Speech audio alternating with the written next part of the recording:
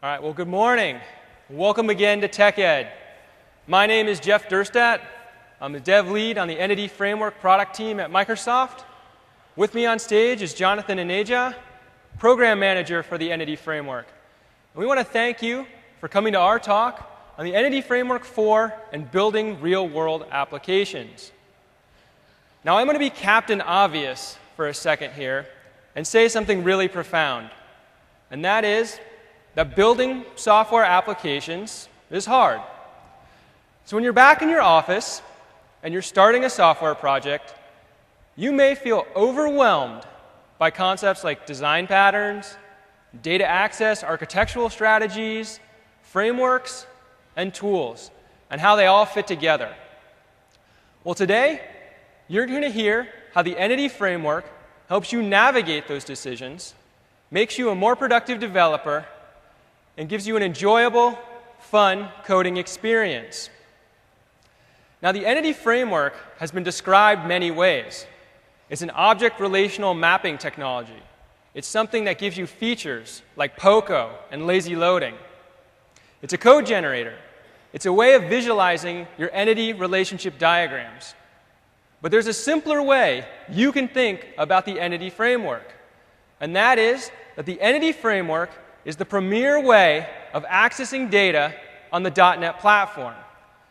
So whether you're building a web application or a Windows app, or whether you're targeting a mobile device or a slate, the Entity Framework is your friend for data access. So today, you're going to see a web application come to life. And along the way, we're going to introduce various challenges so that you can see how the features and patterns in the Entity Framework help you make that application a success. Now, when we're done building the application, we're going to go through a round of performance tuning. Because no matter what kind of application you write, the question of performance always comes up. And who doesn't want a faster app? I mean, more speed, more data, more customers served. And finally, at the end, we have a little surprise for you. We're going to show you some things that you've been asking for that we've never been able to show previously. So let's get started. So the application you're going to build today is called Broken Bits. And what Broken Bits is a product feedback site where customers can log on and post comments about various products. And people can go in and say whether they like those comments or not. So to do this, we're going to be using the MVC framework alongside EF. Now, with the introduction of what I call Wave 4 of the Entity Framework, which is versions 4.0 and 4.1, it really moved the Entity Framework into the mainstream with the introduction of features like POCO and persistence ignorance, foreign key support, lazy loading, customized code gen, and code-first support. So John, let's get started building our application. I see you've gone ahead and created our project for us. All right, thanks, Jeff. So we're going to right-click on Models, and we're going to add a data model to our application. We're going to call it brokenbits.edmx. Now, the Entity Framework supports several different styles of building your application. If you prefer a more code-centric experience for defining your models and your mapping, you can use Code First, which shipped as part of Entity Framework 4.1. If you prefer to use tooling, we have two options in the wizard. Generate from database, or what we call Database First, allows you to start from an existing database and generate your model from that. Or you could start with an empty model, what we call Model First, drag your entities onto the design surface, add your properties, generate a DDL script, and generate a database from that. In this case, we already have an existing database, and so we're going to use that. We'll click Next. We have our connection string. We'll add it to web config. And now the designer is going to look at all the tables, views, and stored procedures in our database. We're going to add the tables, the stored procedures. And if we zoom in here, we'll see these two checkboxes. They give us pluralization support and foreign key support, both of which are new features in Entity Framework 4. Pluralization support, for example, if we had a table called products would give us an entity called product. And foreign key support is very useful when building a web application because it'll give you the actual foreign key values as properties directly on your entity. And that's very handy, for instance, if you're doing data binding. So before we move on, John, I want to point out our first business challenge about broken bits. So you can see here a bunch of database artifacts, these tables and stored procedures. And some of them are in a different database schema, the MSFT database schema. And that's because our broken bits database is managed by Microsoft IT. And try as we might to give direct access to that products table so that we could add new Microsoft products as well as edit existing ones right here on stage, they weren't going to let us do that. But what they did give us was access to a few stored procedures, so we could at least read that information in our application. So John, let's click Finish and see what we've got here. All right, so the designer has looked at our database and generated entities named TBL prod, TBL post, TBL like. Now, that's OK, but it would be better if we had more .NET-friendly names. So we're going to go ahead and rename this. We'll go to the Properties window. And when we type product, the entity set that gets generated automatically goes to products. This is the pluralization support we mentioned earlier. And it's actually pretty intelligent. Like if you try to trick it and give it something like person, it goes to people, sheep. It's always fun to try and trick it. Try goose. Goose? Geese? How about moose? Moose. Mooses. All right, we got a bug, but we can add that to broken bits. yeah, we'll file some feedback on the site now. So let's do some renaming on our model. So we'll rename TBL post to post, and we'll name TBL like to like. Now you can do more than just rename your entities. It wouldn't be very interesting if you just did that. You can rename your navigation properties here. So what a navigation property is the collection or reference to your related entities. Now once we've done with that, you can also do some renaming on your scalar properties. For example, post here just has this generic date property, and that's actually the date that the message was posted. Likewise on like, John just changed the foreign key PID to post ID. So now we've made a few changes to our model, but if we wanted to do some more advanced mapping here, like for example, if we had an inheritance hierarchy that we wanted to model, or if we wanted to take two tables from the database and join them together in one entity, this would be the place and the time in the designer to make those changes. So John, what else do we want to do to our model? This would also be the stage if you wanted to add additional relationships or modify existing relationships where you could go ahead and do that. In this case, the designer's already inferred that there's a one-to-many relationship between products and posts, and a one-to-many relationship between posts and likes. Also, the navigation properties allow us to easily move from one collection to another without having to do manual joins. So we have our entities. The next thing we want to do is wire up our stored procedures.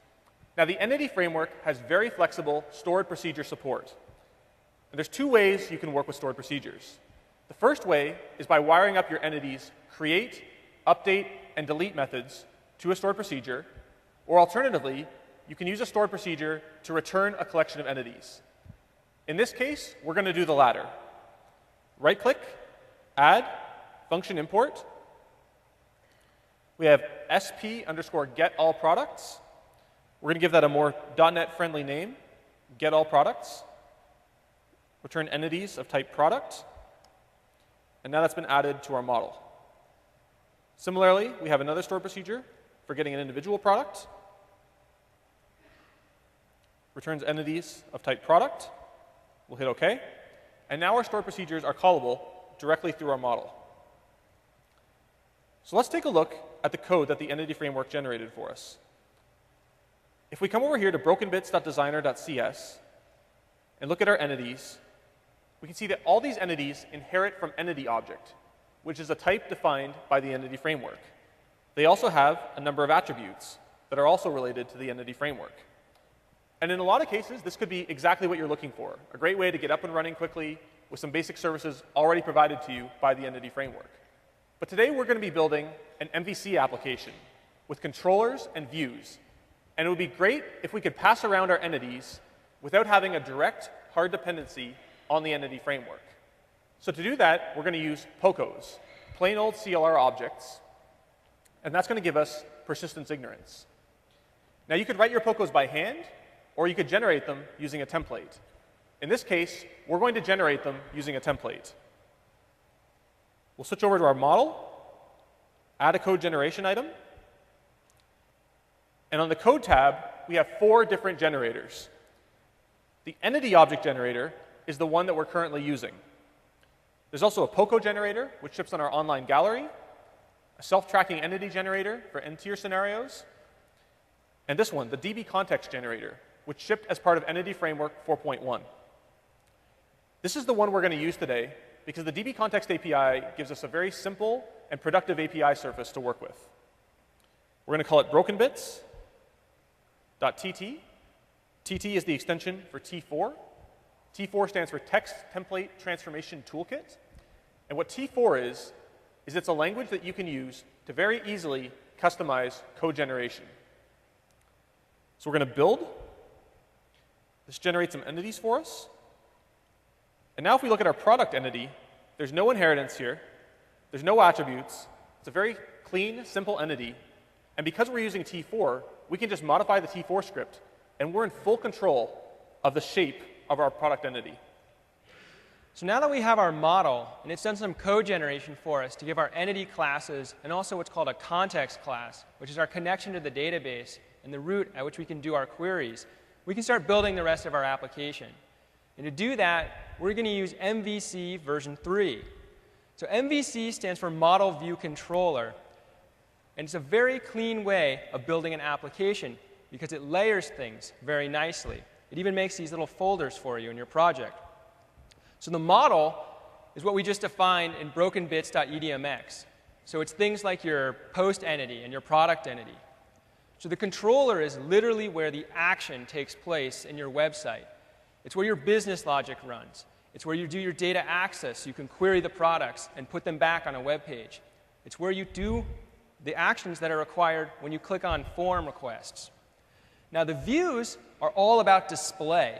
And the important thing here is you want to keep your views very clean. You don't want to do data access or complicated business logic inside your views. You just want to pass it some data so the view can display it. So we can use MVC to help us build some of these artifacts automatically using what's called scaffolding, which is a one-time code generation step. So if we right-click on controllers, we can do Add Controller. Now the first page we want to build in Broken Bits is the page that lists all of our products that we're tracking. So we could create a product controller here. And you can see that there's a couple different scaffolding options. We could create an empty controller so that you can write the thing yourself. You can create a controller with empty read-write actions, so just empty methods where you implement your own logic to list all the products and do inserts, updates, and deletes. There's a third option here that will do that same thing, but it will use Entity Framework directly inside the controller class. Now that's a nice scaffolding option, and it shows some really nice integration between the Entity Framework and MVC. However, if we chose that one, what we would see is that the controllers start using data access code directly. Now, while this is fine in many applications, sometimes you want to use a bit more layering to isolate your data access code. And a really common pattern you use to do that is the repository pattern. Now, why people choose the repository pattern, one reason is that extra abstraction layer. It basically creates a contract between your repository class and the rest of your application so that your data access code can change without having to change the rest of your app. So for example, if you were using stored procedures for a little while and then you changed and decided to use LINQ, you could just change the code inside your repositories, and because you have that separate contract as part of your repository, the rest of your app doesn't need to change. Now the other reason people like using repositories is because they're very easy to fake or mock for testability. This way, the business logic that you have in your controller classes, you can easily write lots of unit tests for. But we don't have the option here of getting any help with repositories. So we're going to show you how you can extend MVC by adding a few more scaffolding options. Now, normally to do that, we would go out to the web and search for something about scaffolding, find a little package, and install it. But instead, we're going to use NuGet. So how many people have heard of or are using NuGet already? So lots of people. Awesome. Well, NuGet is a great new addition to Visual Studio, and it helps us solve that problem of how do we find all those great libraries and tools that didn't ship with the .NET framework? Well, from within Visual Studio, if you click on References, you can do Add Package Reference now.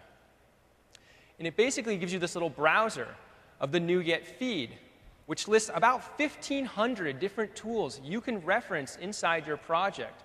Things like the Entity Framework 4.1 or NUnit. Now, the other cool thing about packages is they're not just DLLs that get referenced. Sometimes a little bit of code is run. For example, if you want to run some code to actually install new functionality in MVC. So to do that, you can run and install the packages from within what's called the Package Manager console. So let's close this down and show the Package Manager console. So Package Manager console is based on PowerShell, and you can install packages right from here if you know their name. So in this case, the package we want to install is called MVC Scaffolding. You can go and search for it in the browser, but we already know the name. So it's out there. It's downloading the necessary bits, installing them into just our project. It's not actually changing our machine. That's the other nice thing about NuGet. It only affects this particular project. So once that's installed, we can right-click again on controllers and see our new scaffolding options. So now you see an additional scaffolding option here, actually two more options. But the one we're most interested in is this MVC scaffolding. Scaffold out controllers with read-write actions, the views, and repository classes for us. So we don't have to do any of that work. So to create our products repository, let's click that one. We're going to click the model class that we're interested in, which is our product. And we're going to select our context class, which is Broken Bits Entities. So now when we click Add, it's going to scaffold all those things out for us. It's going to generate code for our repository, generate code for our controller, and it's going to generate code for all the views. So there we go. It's done with that. So let's start by looking at the product repository. So a couple things to point out here. One, as I was saying earlier, repositories are great for unit testing because they're easy to mock or fake. And you can do that here with this generated code because it also generated this interface for us. And it's a pretty simple interface. But the thing that we're going to have to change a few things about our product repository. Because if you recall, one of our challenges was we didn't actually have access to our products table. They only gave us these two stored procedures to use. So just like in the real world, you're going to have to make some changes to the generated code. So for example, here in our all method, which is going to return all the products, we can't call the product set with a link query. Instead, we're going to call our stored procedure getAllProducts. Now, stored procedures aren't queryable things. You call them, and you get a result. So we're going to change the signature of this property to IEnumerable. Now, again, we only have these stored procedures, so we're going to remove a bunch of code from our repository. So we have a nice, clean abstraction layer and contract between our product repository and the rest of the app. So we got rid of one of the methods. Now, here's another method, find, which you can use to retrieve an individual product. We had that second stored proc, getProduct, which we can use here instead. So let's change products.find to use that stored procedure. And we'll just call single or default on that to get the one instance back. Now notice that scaffolding also gave us these insert or update, delete, and save methods. And again, we don't have access to do any of that stuff, so let's remove it. And so now let's go ahead and fix up our interface a bit. Change that to IEnumerable. So now we've changed our repository. Well, we have to make corresponding changes to our product controller. So let's hop over to the product controller and look at that. Well, you can see that the product controller is using an instance of our product repository to do the actual actions. Now, there's several actions in here, and the index one is responsible for doing the query to retrieve all the products so we can give that information to our view. So it's calling all including, but we got rid of that method, so just call our all method, our all property, which calls that stored procedure getAllProducts. So that's pretty much what we want to do here, so we can actually remove the rest of the methods in our controller. And once we've done that, MVC already scaffolded us a nice view, but we need to change one more thing about our application, and that's so that when we hit F5 and run things, it will actually show this controller by default. So we'll go over to the global.asx file, and we'll change the default controller from home to product.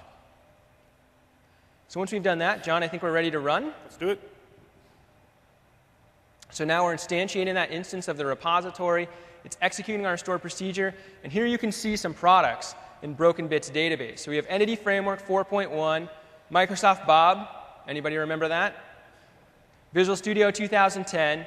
And of course, Microsoft WCF Data Services for .NET 4.0, March 2011 Community Technical Preview with reference data caching extensions. Now, John and I both, had a little something to do with this product, but we had no responsibility for that name. We actually made product T-shirts for this product. See, it's on the Download Center. You can download it. And we wanted the name to actually fit right up here, like our cool Entity Framework shirts. But the printer had a lot of trouble fitting that product name on an actual T-shirt. They had to word wrap it a bit. So anybody know how many letters are in that name? You can have my shirt if you can guess. So just guess. Nope. 120. That's pretty close. So there you go. It's actually 115. All right. So now that we listed a bunch of products, let's go back and do something about our posts, John. All right. So for posts, we're going to do the same sort of steps. We're going to add a post controller and scaffold out our views and repositories. We're going to call it post controller. Same option as before, using scaffolding. We'll select our post model class. We'll go ahead and click add. We're going to go over to the post repository once the scaffolding finishes. And with posts, we're not going to want to display every post in the database on the page, because we'll have clicked on a product, and we only want to display the posts for that particular product. So we're going to modify our all method. Currently, it's a property. We're going to make this a method. They'll take in a product ID. And we're going to write a link query here. We'll say return from p in context.posts where p.productID. Now, this is the foreign key that we talked about earlier. So post has a foreign key to products. If that equals the value that was passed in, sort by date posted, and then select P. Now, the other thing we're going to want to do here is we're going to want to add the ability to like a particular post. So if someone likes a post, they can click like, and the like count increases. So we'll add a method for that, public void like post. This is also going to take in a foreign key, post ID. And we're going to say context.likes.add a new like with the foreign key pointing at the value that was passed in. And the other thing we need to do is we need to go update our interface. So this is now a method. And this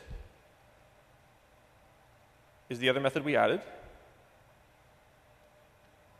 And I'm a VB developer, so I always forget semicolons. There we go. And I think we're ready to start building our post pages. Great. So MVC, when we generated everything, it generated not only this repository, but just like our products, a controller and a bunch of view pages so that we could individually list all of our posts or add new posts on a separate page. Well, in the real world, sometimes you don't want your views to look like that. You want your views to aggregate a bunch of data together and display it all with one. For example, in Broken Bits, the page that I had in mind that I talked about with my UI guy was I want to display some product information. I want to list all the products, the posts for that particular product with a little button that I can click on to say that I like that post. And I want a form at the bottom of that page so I can add a new post. So there's a whole bunch of things going on that one view page. I'm getting product information, I'm retrieving posts, I'm having action to be able to do a like, and I've got a form where I can submit a new post. Now, as I mentioned before, the view is really all about display. So how do we get all of that information over to the view in a nice, concise way? Well, we don't actually have a model class as part of our entity data model that can store all that kind of information. So we're going to use what's called a view model class, which is simply just a class where you store all of the information that you've gathered in your controller so you can pass it as one object off to your view. So in our case, we're going to create what's called the product post view model class. And inside this, the data we need for that page is our product, a collection of the posts for that particular product. And we're also going to include a post object that we can initialize with all the foreign key information so that the form only has to deal with taking in the username and the message and that sort of thing. We don't have to do any data access hookup in our view if we put this here. So now that we have our view model, we have to update our controller to actually use this. So let's go over to our controller. And the first thing we want to change about the controller that was generated is our index page. Now, index, again, we're taking in a product ID, so we can just display products about or posts about a specific product. So we will, so you dragged in some code there, but let's add a parameter in there to product ID. And then in the body of index, what we need to do is just initialize an instance of our view model class. So here we create a new product post view model, and we initialize product by accessing the product repository.find method, which uses our stored procedure internally. We then call the post repository to give us all the posts for a given product. And finally, here we initialize new post to a new post object, and this is where we're hooking up the foreign key, so we don't have to deal with doing that as part of our view. So now we can at least display the page, but what about those actions? Like I wanted to be able to click a button and say like post. So John, let's drag in our method, our controller method, to be able to like a post. So here's our like post. It takes in a product ID and a post ID. And we're just going to use the post repository and that like post method we defined on our repository class, and we'll call save. And then we're going to project out some JSON so that our like button is kind of a more active AJAX-style control. Now, the final thing we had on our form was the ability to create a new post. So if we go down to the create method that was scaffolded for us, let's change post to new post, because this is really about adding a new post. Now, the information we get from the form is basically the username and the message. But we had that date posted property as well. So we're going to do a little bit of business logic here. We'll initialize that. And then the final thing we need to do is to redirect back to the index. We have to pass in our product ID again, because remember, we changed our index method to have a parameter. So before we run our app again, we need a way to get from our initial products page over to this cool new view or this cool new page that we had. Oh, I guess before we do that, why don't we take that code our UI gave us and drag it into our view? I'm not a UI person, so I asked someone else to do this for me. So we're going to replace our index page with a new view that has all that information that I described. So displaying some things about a product, listing all of our posts, and having a little form at the bottom to be able to submit a new post. So now we can go over to the product page and add a link from our products back over to this page. So to do that with MVC is pretty easy. You just declare a new action link, and you point it at your other repository. So here, it's going to be a little details link, and it's going to go to the index method on our post controller. So that's these parameters that we're passing in, index and post. And we're going to pass along the product ID. So John, at this point, I think we're ready to run. Let's see it. So here, again, is the same form. When we click on details, it's going to move over to our other page. And you can see that we get all the threads on the Entity Framework 4.1. And we can click like on some of those things. And you can see the count increases. And we can also go down to the bottom and add a new post. Oops. Jono.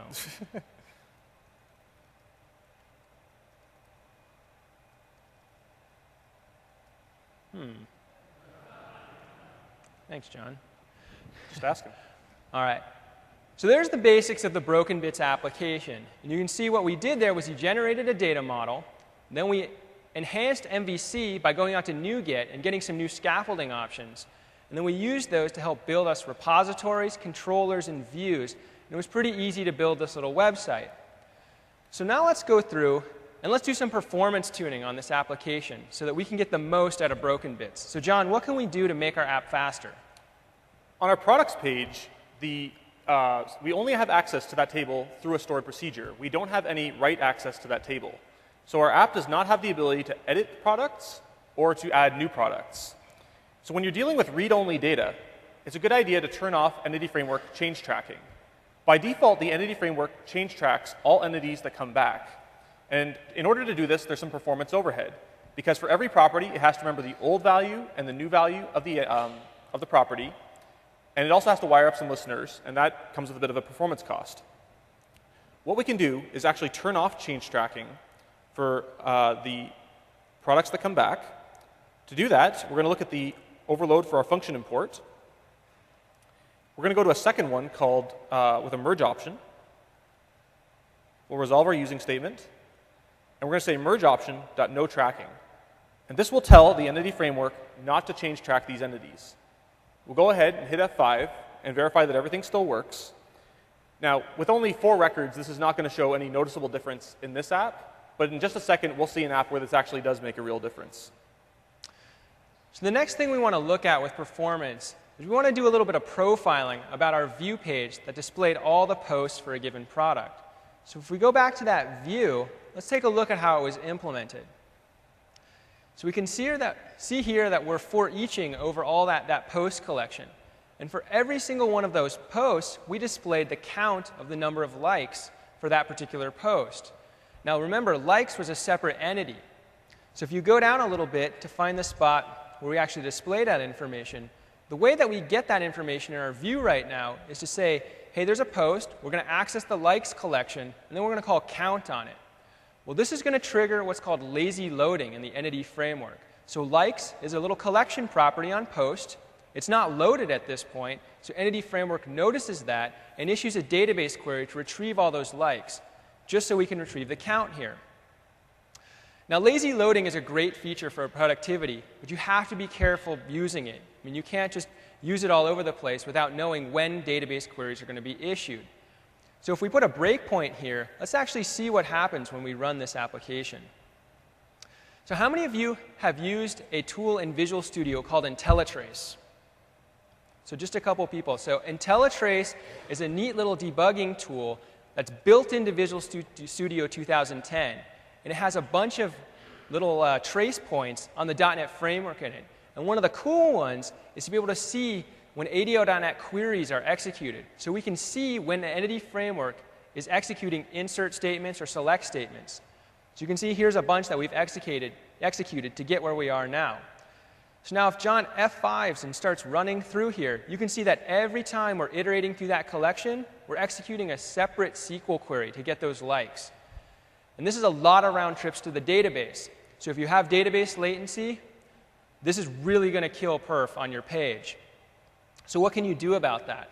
Well, one strategy is to use what's called eager loading. And this is something that's been in the entity framework since its initial release. What you can do is you basically say, whenever your query for a post, also bring back its associated likes as part of one query.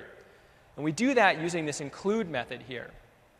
Now, include is great because it gives us this nice little performance boost, but it makes that initial query a bit more complicated. The query now has to join the post table with the likes table, and it brings back more data.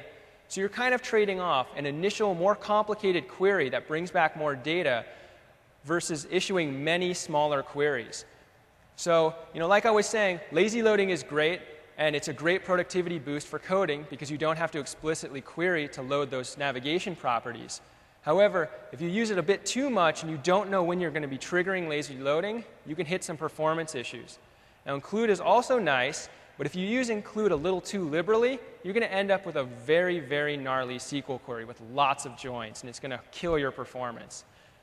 Every now and then we get a little customer email saying, I issue this query, and we look at it, and it turns out there's about like 75 include statements on the query, and we really ask them, like, why are you bringing back your whole database in one query? Include is fine. As you'll see, it really can help with performance, but do kind of use it only when it's really appropriate. So the next thing with performance, we want to talk. We're going to run the app again, make sure it still works. Let's just trace through it in IntelliTrace again. Oh, OK. So now you can see, because we used include, we F5, see no extra queries. So the next thing with performance we want to talk about is, well, how much does it cost the entity framework to actually look at a link query and turn that into a back-end SQL query? So it turns out that the entity framework does have to do a bit of work here to translate that link expression into that query. Now, Unfortunately, every time you execute an inline link statement, we have to do some analysis of that link expression. And this does have some overhead, especially if you're executing a very large link statement, or even if you're executing a smaller link statement lots and lots of times. And it would be really great if you could cache that query plan for a link expression and reuse it. Well, it turns out this is what's called compiled query with the Entity Framework. Now, we're going to show you something here that's a little bit unfortunate, in my opinion. So we're using the Entity Framework 4.1 template, which uses DB context. Now, the unfortunate part is that the DB context doesn't natively know how to do compiled queries. We didn't quite get that feature in, but we're fixing that. So in the time being, I'm going to show you a workaround, because we do get this question a lot. How do I do compiled queries with DB context? Well, in this case, we have a model file, our brokenbits.edmx, and we can reuse that with a separate context. It really doesn't matter how many contexts you have. What really matters is that you have one model. So we're going to add in a new class called brokenbits_object_context that derives from our object context class, which is the context that's from .NET 4.0. Now, object context can work with compiled query. So John, why don't you create a compiled query using our broken bits object context?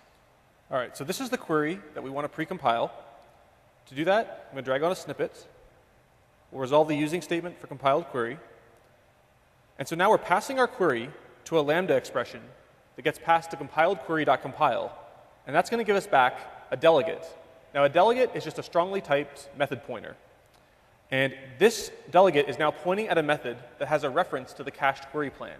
So when we execute this delegate, we're executing a more performant version of our query. The other thing to note when using compiled query is you want to do this as a static field so that every use of this query across the entire app domain takes advantage of the query caching. So now, instead of calling it here, we're going to say return query. We're going to new up a new broken bits object context, and we're going to pass in our argument, which is product ID. Now if we run, click on details, we'll see that everything still works. But now, every time we click on details, we're not having to recompile the query plan from scratch every time.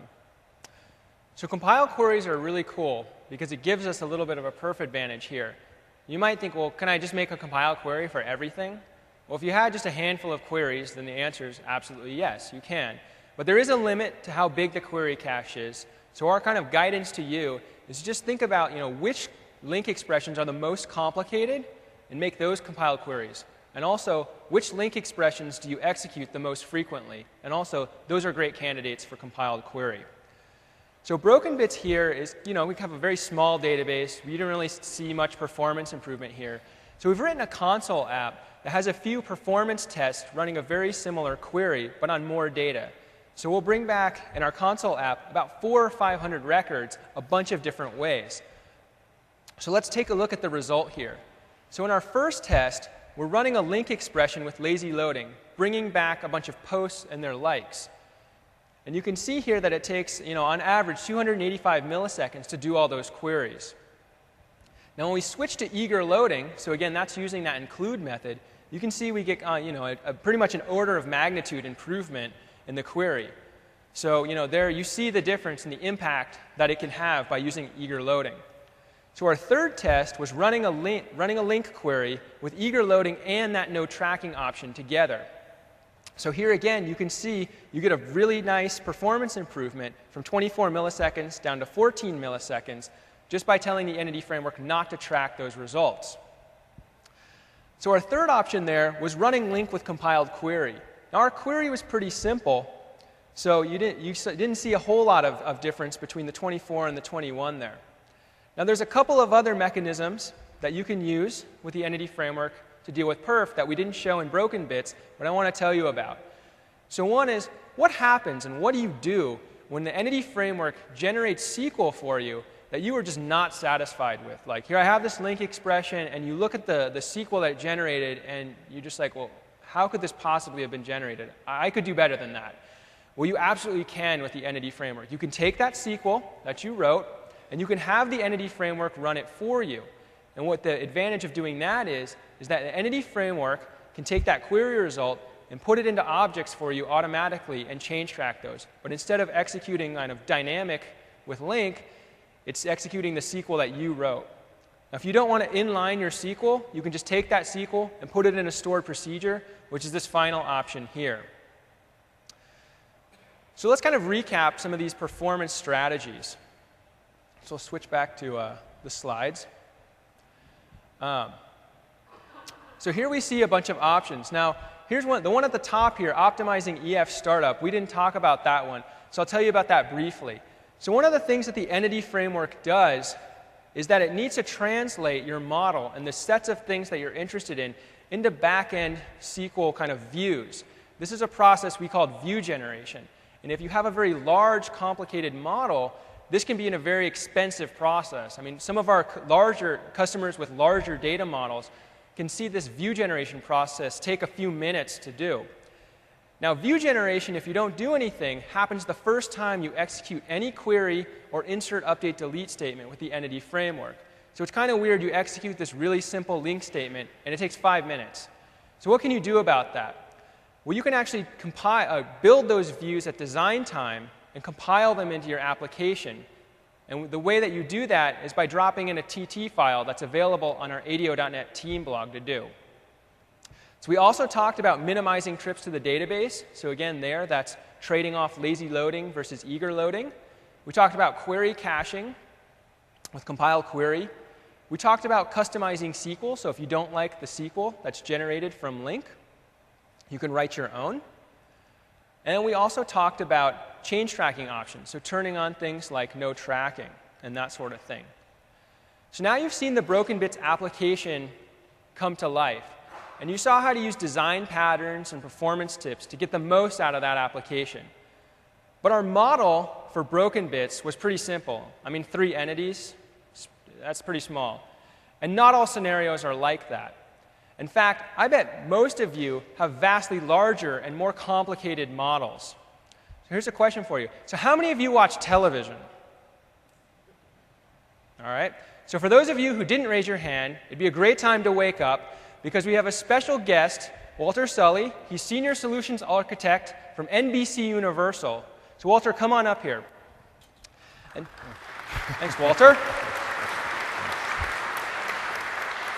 So what Walter did for NBC Universal was he architected an application that would manage their program scheduling. And he did that using the entity framework. So Walter, tell us a bit about your application. Sure, Jeff.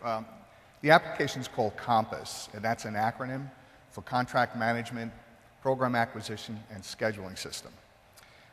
This was an application that's grown several years organically, and in that process accumulated quite a bit of technical deficit.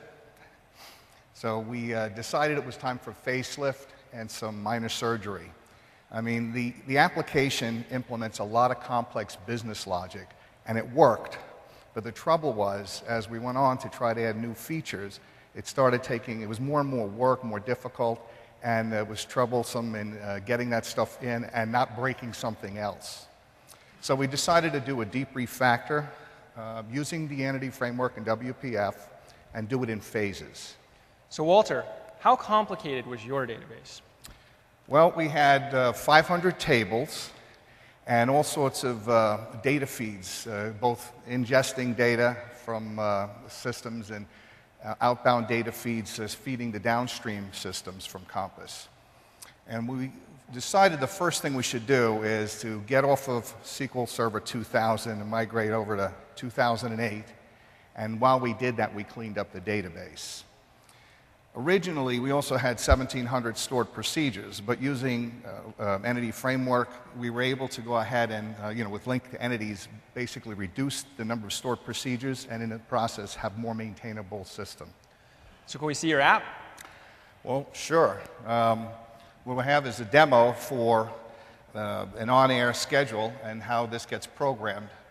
So here we go ahead and select a time period. We'll select the network. And we'll see coming back is a collection of proposed schedules. So we'll edit one of these. And this is the Telerik schedule control, which this whole page, including that control, are data bound through the entity framework. So we'll shuffle a little bit of the lineup here using drag and drop and the clipboard, and we're going to leave a slot open. What we're going to do now is go look for a specific episode of The Office. And this is done with link to entities as well, this search. So what you see here is a grouping by season, and then we're going to look in 2008. We found the episode we want, and we're going to go ahead and schedule it. Awesome. So while we're moving episodes of The Office around, any chance you can reschedule the season finale to tonight? You know, Jeff, I'd like to do that for you, but this is not running against production data. Okay. How many of you think Steve Carell knows about the entity framework? No? I doubt it. So Walter, why don't you tell us how the entity framework fit into your architecture? Well, the entity framework goes where the traditional data access layer is. That's at least where I put it. And we had the data access layer, which is normally abstracting or is used to abstract the database, so that if you later on make some changes like come off of Oracle and move to SQL Server, that the changes that need to be made are all isolated in that one area. However, if your data access layer is using tables and data sets and passing that up to the business logic can get kind of confounded and convoluted and very difficult to maintain because the business layer needs to know about the schema. So this is actually how Compass was originally written. So a much better approach is a repository pattern, in which case then you're programming at the business layer using domain objects. This is one of the things I found useful with Entity Framework is getting that code written. So what challenges did you run into using the Entity Framework? Well, we actually had very few challenges with it, nothing that we couldn't overcome. But we did have some frustration or annoyance where every time we did an update model from the database, we lost all our stored procedure mappings, and we did have to keep some stored procedures around because of the bulk update that we needed to do those operations. But the other thing is, looking now at what we did, it would have really been nice to have enum type support, but you knew that. Yep. So how did EF help you? Well, the obvious one is it gets rid of a lot of hand coding. So that's a sort of a productivity issue. I mean, you press a button, the framework goes and reads the schema, generates all the definitions and access methods for the entities. And the other cool thing is it has object lifecycle management. And with that, that constructs, builds the objects for you, loads them up, keeps track of things, and writes back to the database for you. So again, we get rid of all of that coding by hand. And the less code you write, the less bugs we code. All right. Well, thank you, Walter. I appreciate you coming up here and telling us about your Entity Framework experience. So it's great to see. Yeah, thanks, Walter.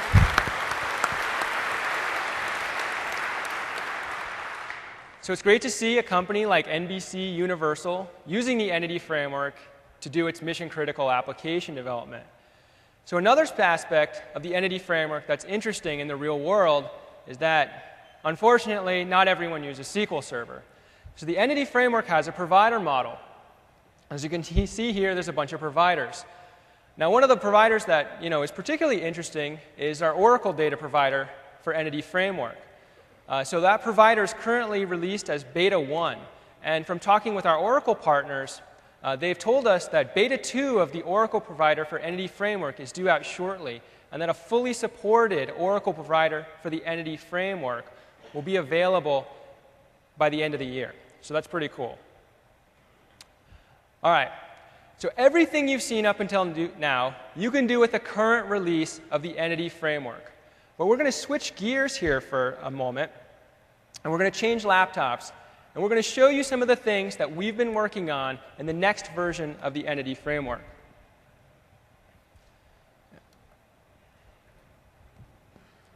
All right, so here we have a build. You fix that? Oh.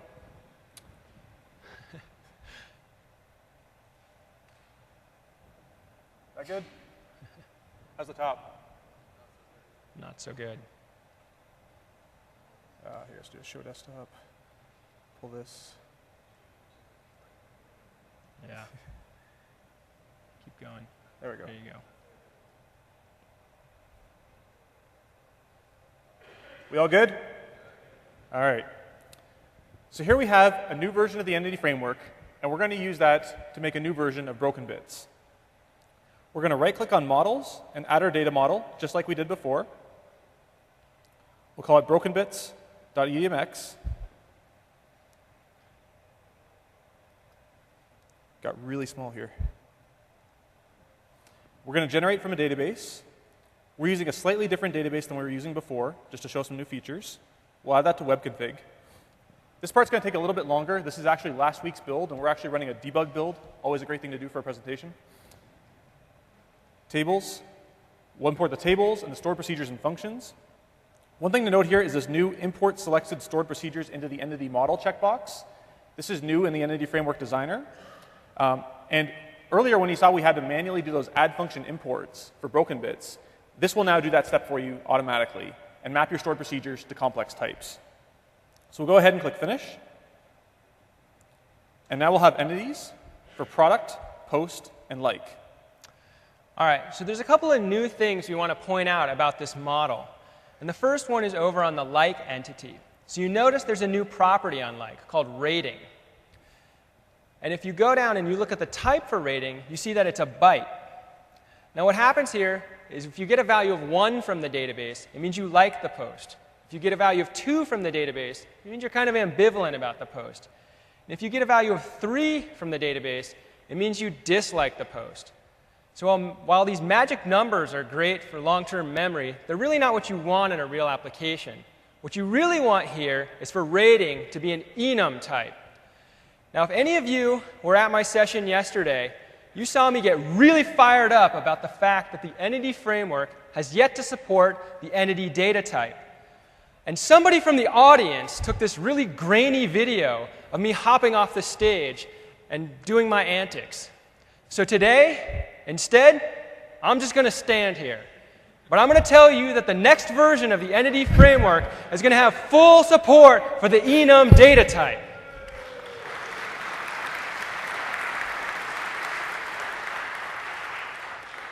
It just keeps going. Yeah, it's great.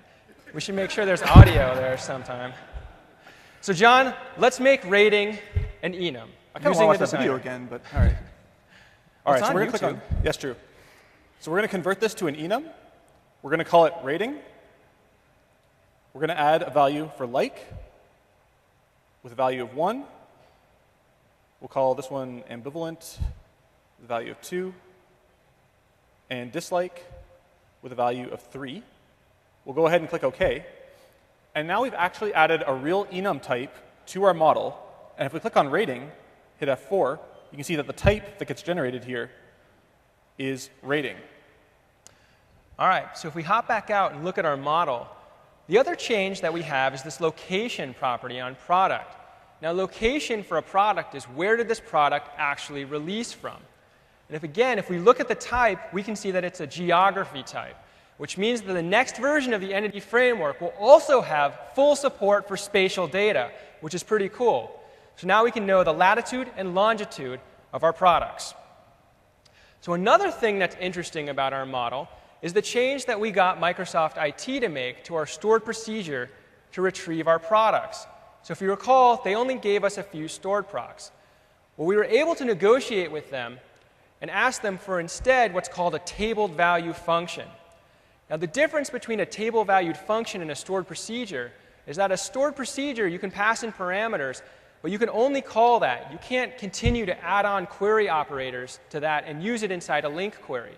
But with table-valued function support, you can do the same thing, have a function, pass in parameters, but you can use that inside of a link query so you can further compose operations on top of it. And so when we add a function import, we can type in the name of our table-valued function, which is get products by state. So this means that we're going to pass in a state like Washington or Oregon or Georgia just to see where the products are from that particular state. We can map it to our entities, product, and now we have a new data model that's using the enum data type, spatial data, and table-valued functions. So how do we use all those together to do something cool? So what I'd really like to do is I'd want to look at a map that shows me where on the Microsoft campus do the most liked products ship from. So John, run this app and show the view that we've put together. So this is going to run, and we're going to see a map of Microsoft's campus in Redmond. You can make it a little bigger. And what we want to do is we want to write the query that supports this particular form. So typing in, well, which state do we want, and how many likes do we want to filter by? So let's write the link query to support that using those new Entity Framework features. So we'll go over to the home controller, and we'll implement this action method called getLikeProducts. Now, because spatial data, enums, and table-valued functions can all be used with link, we can do this as one link expression that gets translated and passed down to the database. We're not doing any client-side evaluation here. So we'll declare an instance of our context, and we can start querying for those liked products. So what we're going to do is we'll query from that table-valued function first. And so we'll do that by saying, from product in, and then we'll call our TVF, get products by state, and we can pass in our state parameter. And then we're going to project out information about that product. So we'll project out the product name. Let's also project out some of that geospatial data. So let's pull out the latitude, and we'll use our geography type to do that. Let's also pull out the longitude. And we also need to know, well, how liked is this particular product? Well, to do that, we're going to write a link subquery to add up all the likes for all the posts for that particular product. But we don't want all the like instances because some of them are dislikes or ambivalent. So we want to filter using that enum value to say only give us the likes that have a rating of rating.like. So once we have that information, we can then filter our products that we return to the page by only those that met that threshold that we were going to specify in the form. So we'll say where the product likes count is more than that threshold. Then we can return that data as JSON and display it on our form.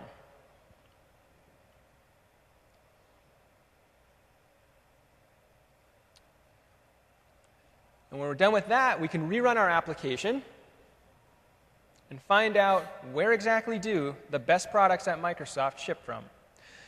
So let's type in state Washington, and we'll type in a number of likes, and you click the button. And you can see that a couple little push pins show up. And if you scroll over, so you can see the Entity Framework 4.1 is up there. Great. And Microsoft Bob. Very cool. So there you got a preview of some of the new features that are coming to the Entity Framework in enums, spatial data, and table-valued function support. So let's switch back over to slides. And we'll talk about some of the resources if you want to learn more about the Entity Framework. So the best place to get started if you want to learn more about EF is our MSDN Data Developer Center, msdn.com/data/EF.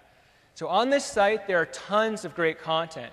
We have how-to videos, we have links to blogs, and we have links to articles on all kinds of different technologies. Another great resource is our feature voting site, wherever that went, where you can go to that site and you can tell us which features you want to see in future releases of the Entity Framework. So can anyone guess what the #1 requested feature for the Entity Framework is? Enums. That's right. We have a couple blogs that we post to very frequently. We have an ADO.NET team blog where we post announcements, ton of great content there.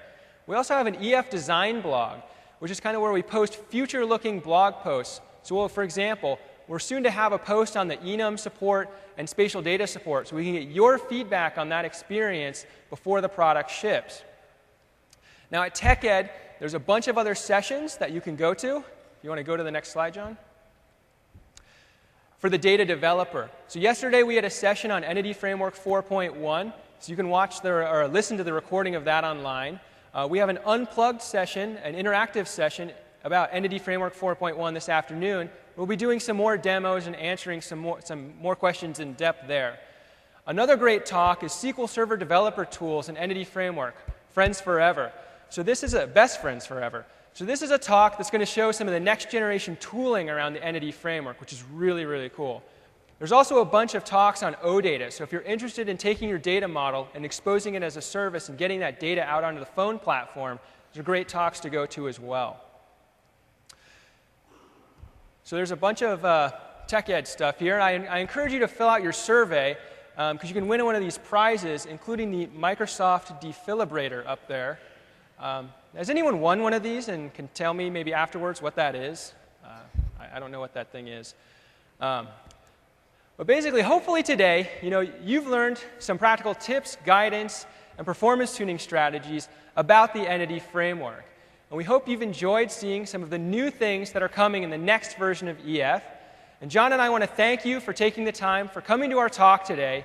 We hope you enjoy the rest of Tech Ed, and we look forward to seeing you at our other Entity Framework sessions. So thank you.